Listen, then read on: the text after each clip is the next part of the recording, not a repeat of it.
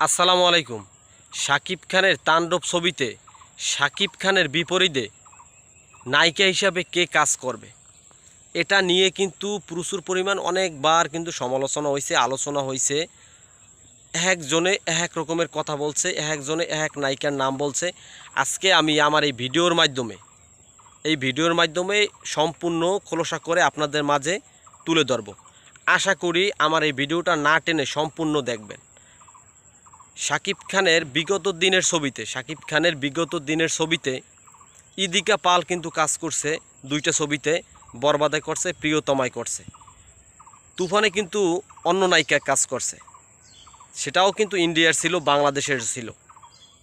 কিন্তু ওই তাণ্ডব ছবিতে রোজার ঈদে যে তাণ্ডব ছবি আসতেছে, শাকিব খানের আপকামিং যে ছবিটা, সেটাই কাজ করবে কে? অনেকগুলো নাম উঠে আসছে। তার ভিতরে আমি মনে করি, আমার কাছে যতটুকু খবর আছে, এই ছবিতে কাজ করবে, তাণ্ডব ছবিতে কাজ করবে সাবিলা নূর। আপনারা ভালো করে শুনে রাখুন, সাবিলা নূর কাজ করতেছে তাণ্ডব ছবিতে। রায়ান রাফি হলো একজন পরীক্ষিত ডাইরেক্টর, পরীক্ষিত পরিচালক।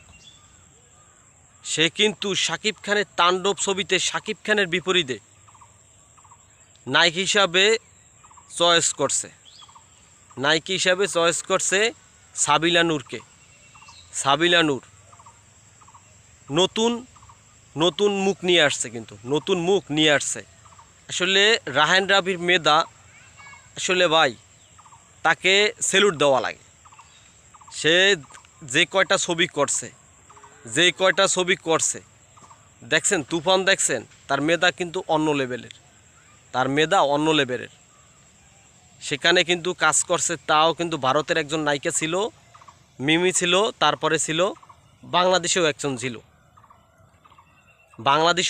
ছিল।